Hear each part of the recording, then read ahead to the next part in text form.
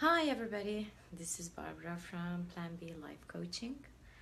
I help struggling parents overcome their biggest challenges, resulting in them becoming the parents their children need them to be today, not when they become grandparents.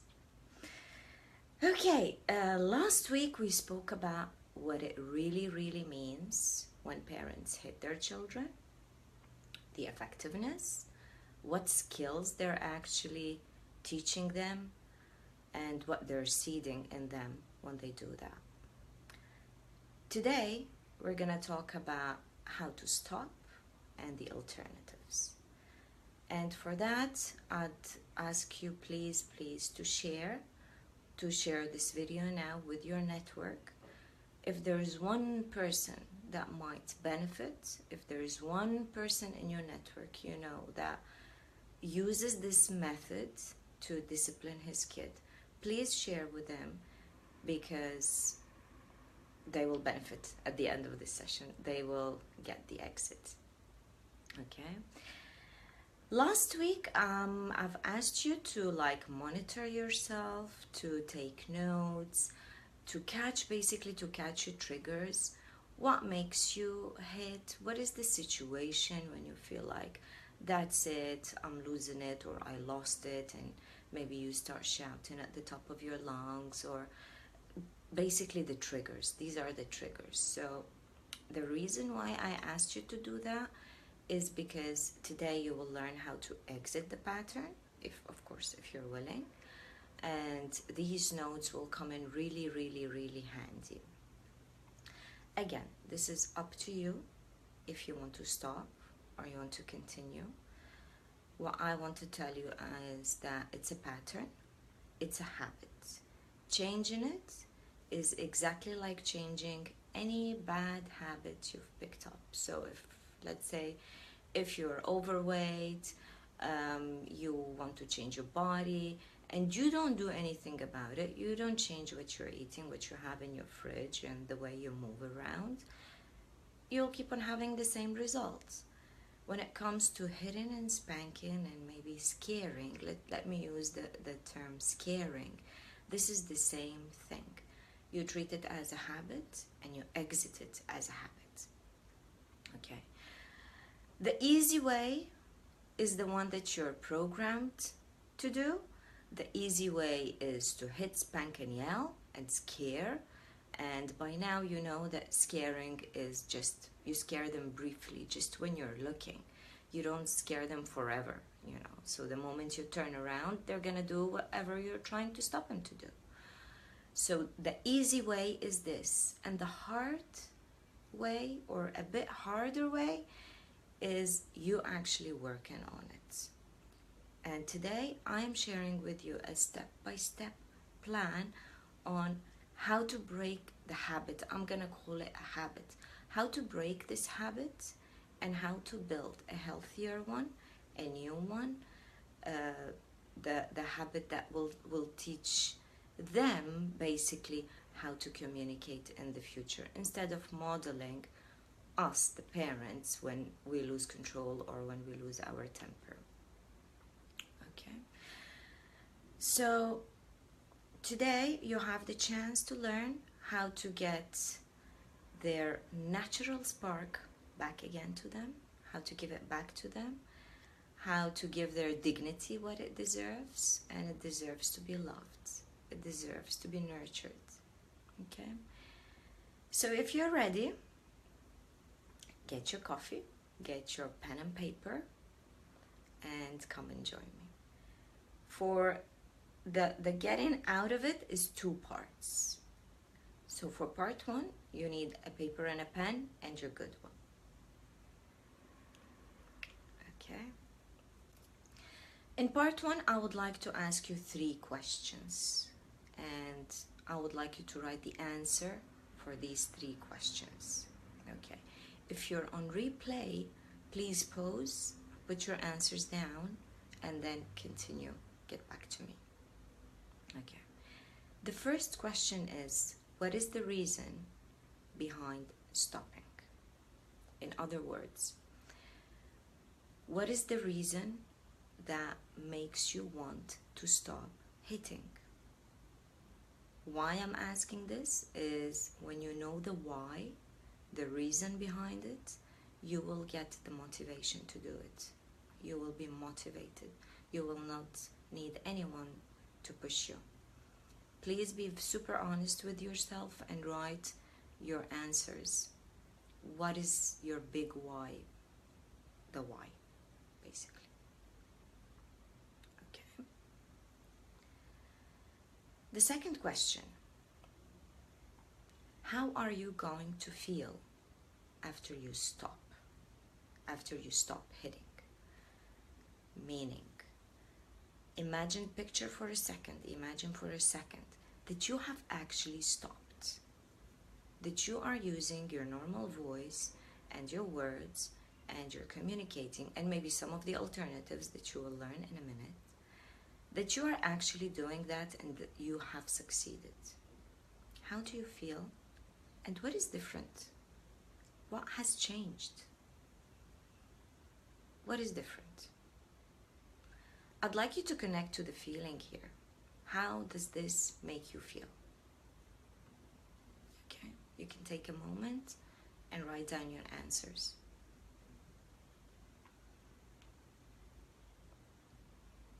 Question number 3. What is the cost of not doing anything about it? What is the cost of you leaving things as is, smacking and hitting, doing nothing about it, continuing your normal pattern, your normal life, what you have programmed yourself to do? What is the damage? What is the cost? This is the cost we are talking about here. Please take a moment, write down your answers. Again, if you're on replay, please do pause. You have the privilege to pause and continue the video. Okay. Now that you've written down your answers, hopefully, I'll move you to part 2, which is the action plan. In the first part, you're questioning yourself, you're digging deeper, you're getting your why, which will motivate you, you're getting the costs, how would life look like if you do not do anything about it, and what would actually change if you put a plan and change it, because it is a habit. I'd like you to repeat that. It's a habit that you're stuck in. Okay? For the action plan, you need a paper and a pen, and you need sticky notes. So if you have them around, that's fine. If you don't, make sure you get yourself some, and I'll show you how. Okay? First of all, I'd like you to make a list of all the situations, like brainstorm the situations where you actually use hitting, smacking, or your ginormous words that come out of your mouth when you use them on your kid.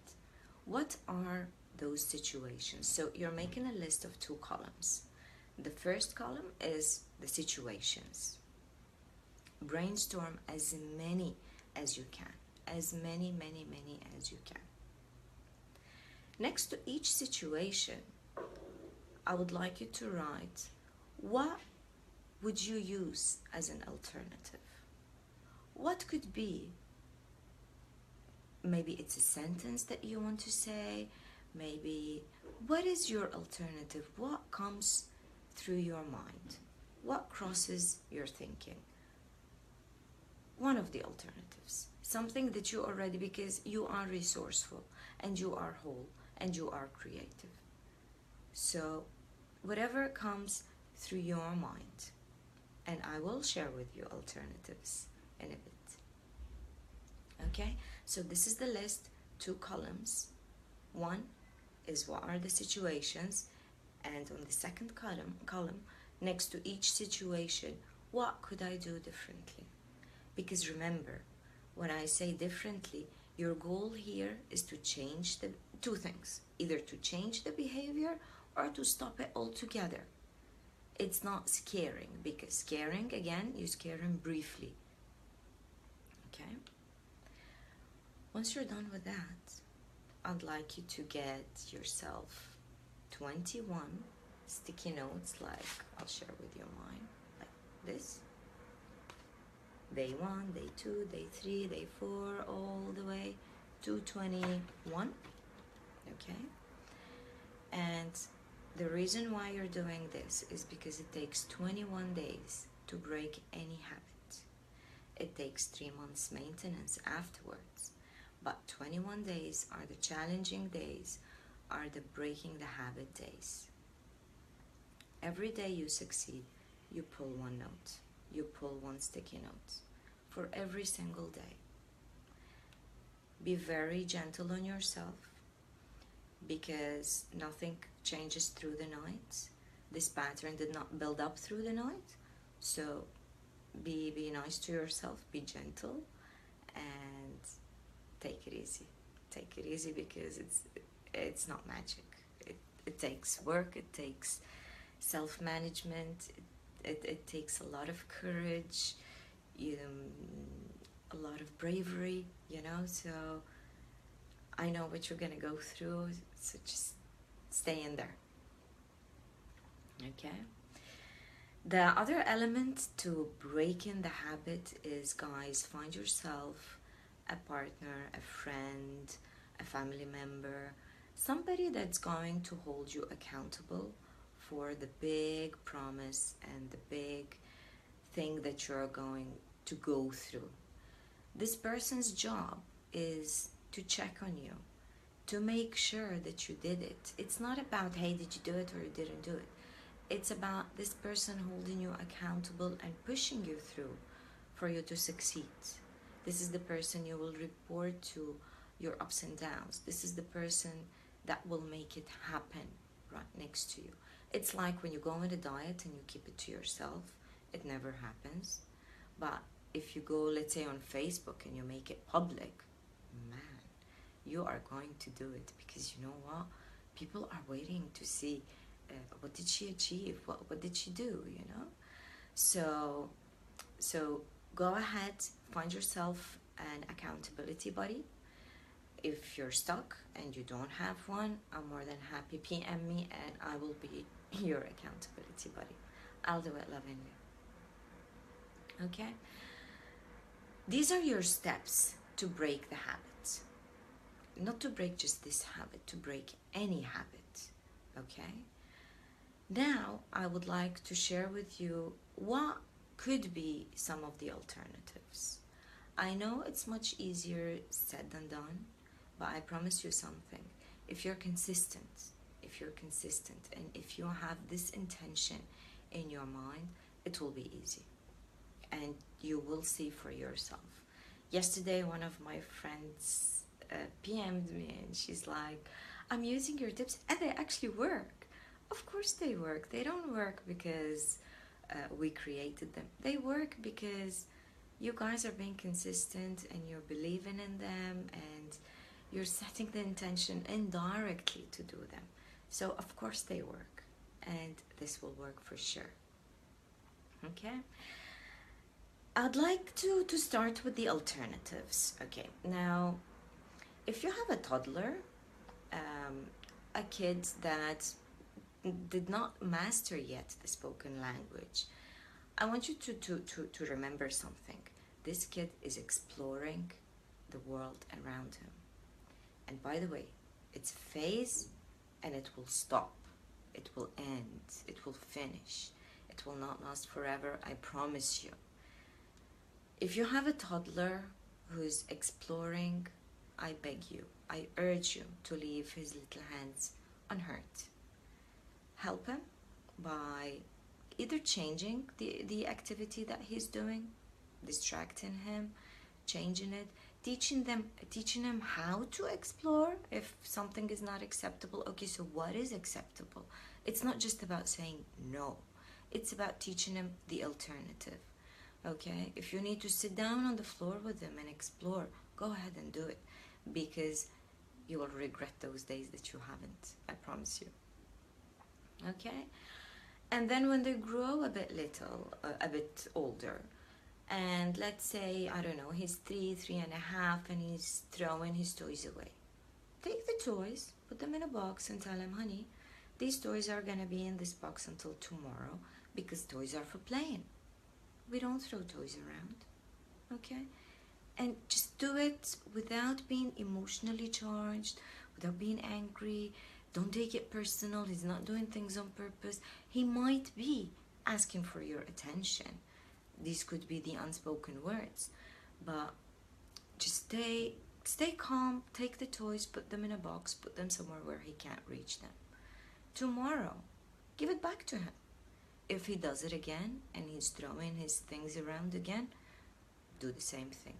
Take the toys, put them in a box, repeat the sentence that you said yesterday. Repeat that for 2, 3, 4 times if you have to. I promise you he will learn. He will stop doing it because you're being consistent, because he's getting the same reaction from you every time he does it. Sometimes what they want is just us getting emotionally charged or getting angry. So don't give them that privilege. Save it for yourself. Okay? Good morning, everyone. I'd like to say good morning to all of you guys that are here with me now. And the a little bit older ones, like the school-age children or the older children, take their privileges away from them. Guys, you have no idea how powerful this technique is.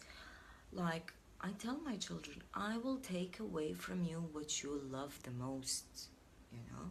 So it could be, let's say, you want to be allowed to watch your favorite show for 10 minutes, or the ending, even better. Or no electronics for today. Here, you have to be careful and you have to be logical, yeah? So it's not like I'm taking your laptop away for a week. No. You take it for a day, you take it for 2, you take it until you see that so-and-so behavior. You name what you want to see. You name what you want him to do. You explain to them. You can't just tell a kid, I want you to be a good boy. Well, what's a good boy? It has a lot of meanings. So you have to be specific, you have to say what you want, and you have to show what you want. And when it comes to privileges and taking away privileges, you have to be super logical and super realistic for it to work. Again, you say what you have to say, you end it, you disconnect, you turn around, you walk away. When it's time for it again, remember, no speeches, no, I told you if you do this, that will happen. Now I'm gonna give it back to you, but I want... Forget about speeches. A speech is telling somebody something which he already knows. Okay, so if you catch yourself telling someone something like I'm doing now, I'm repeating myself, this is a speech.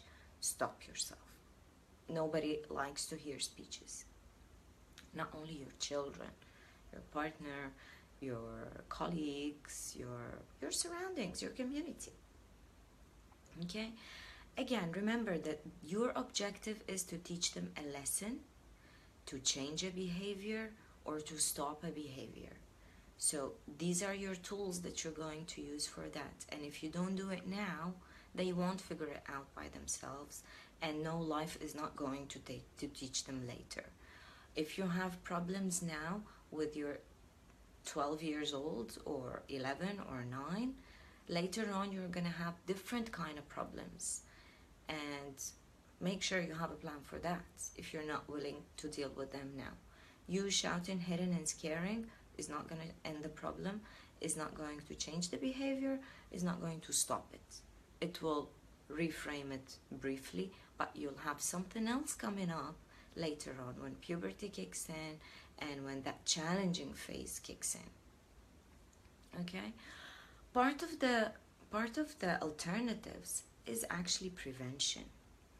And here, I'd like you to step back a little and check in with the basic needs, with your kid's basic needs. Is he hungry? Is he tired? Did he have a bad day? Is something going on? Is he in love? Does he have a crush on someone? You know, stuff like that. So let's say if your kid had after school activities all day, you know that he's irritated, you know that he's already tired and hungry. So step back, hold your horses, pick your battles, avoid arguments, avoid so many options, avoid speeches, just acknowledge that he's tired, that he had a long day, that he's having a crush on somebody, doesn't know what to do, stuff like that. It's prevention. Why? Because you are the grown up here and you are the adult here and you have control here more than the kid. Okay? So pick your battles, check in with his needs. If he's hungry, feed him. If he's tired, leave him alone. If he's in a bad mood, leave him alone. Kids have the right to have bad days. They're humans. They're little, small, tiny humans like us, so let's leave them. Okay, the other alternative, which is very useful as well, is basically just switching your focus. Switch your focus. Instead of you today, for example, patrolling around like a policeman and waiting for mistakes, patrol around and wait for the good stuff. Acknowledge and take note of every single nice thing this little kiddo is going to do today. Acknowledge that and be happy for that. And if he slips and does something that's not really, really nice, pretend that you didn't see it. I mean, if it's acceptable. If it's something big, then obviously you have to address it using the alternative methods, consequences, what have you. But sometimes it's okay to turn your face and to pretend that you haven't seen something, to let go of some tiny little things and focus on the good ones. Remember, this is positive reinforcement. Positive reinforcement means focusing on the good stuff, so he feels right and he does the right thing, because when he feels right, he does good, and the more right he feels, the more good stuff he's going to do. Okay, so I'd like to share with you a story of a very dear friend of mine. We were having a chat the other day, and she said, well, you know what, Barbara, what works for me and my husband actually is counting until 10 before we open our mouth or before we do anything. And please, guys, use that as an alternative.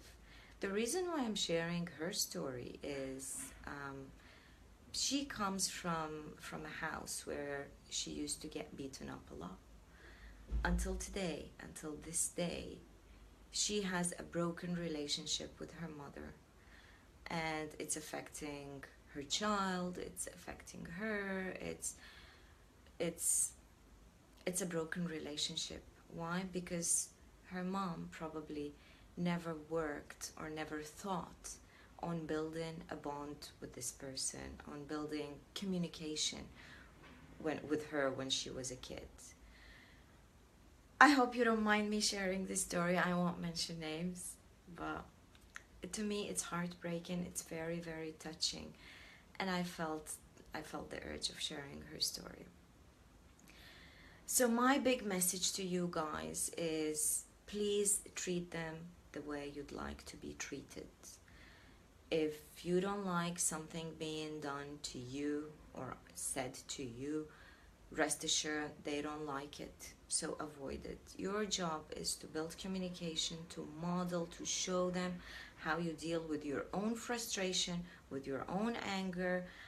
Show them. If you're stressed and you cannot deal with your kids, tell them, listen, I'm irritated. Or listen, honey, I'm very angry now, for no reason maybe. I'm angry, I'm gonna go to my room for 5 minutes. I'm gonna sit in the bathroom for 10 minutes. You're modeling, you're showing them how you manage your stress.